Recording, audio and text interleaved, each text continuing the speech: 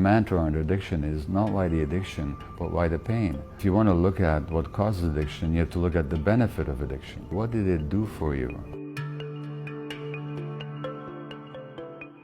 People will say, typically, it gave me pain relief, escape from stress, it gave me a sense of connection, a sense of belonging. The addiction met some essential human need that otherwise wasn't met in that person's life. So all of these states of lacking connection, of being isolated, of having pain, of having too much stress in your life, these are states of emotional pain. And when you look at populations of addicts, what you find is that the more adversity in childhood, exponentially, the greater the risk of addiction.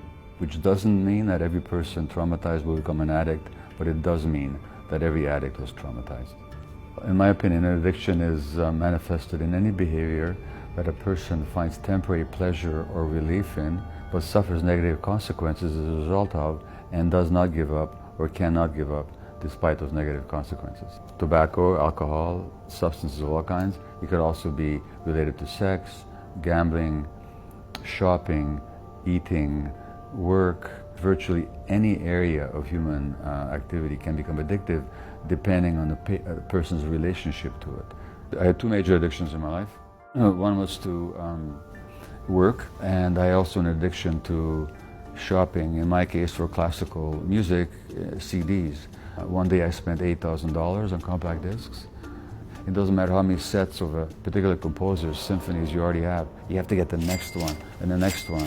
In the grip of the shopping fever, I once left patient in labor and actually went downtown to get this, and I missed the delivery. That's how impactful it was. Now, you may think that's laughable. How can you compare your addiction to those of your heroin-addicted patients? My heroin-addicted patients, when I told them about my addictions, they didn't laugh, or they shook their heads and they said, "Yeah, doc, we get it. You're just like the rest of us." Well, the point is that we're all just like the rest of us. The greatest myth on addiction, number one, that is genetic. Now, it does run in families.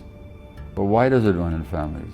If I'm an alcoholic and if I yelled and screamed at my kids and then they grow up to soothe themselves with alcohol, did I pass that on to them genetically? Or is that a behavior they developed because I recreated the same conditions that I grew up in? Now, there might be genetic predisposition, but a predisposition is not the same as a predetermination. The other myth around addiction is that it's a choice that people make. And the whole legal system is based on the idea that people are choosing to be addicts. Let's punish them for it so as to deter others.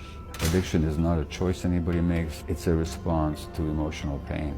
The other myth is that addiction is restricted to the substance user or to a few losers in our society. It's rife and rampant through our culture. You would think that with the utter failure of most treatment modalities when it comes to addiction, we would wake up and ask ourselves, do we really understand this condition? But that doesn't seem to happen. We're not looking at its real nature as a response to human suffering, because really not helping people work through and resolve their traumas. So we keep saying, what's wrong with you? Instead of asking, what happened to you?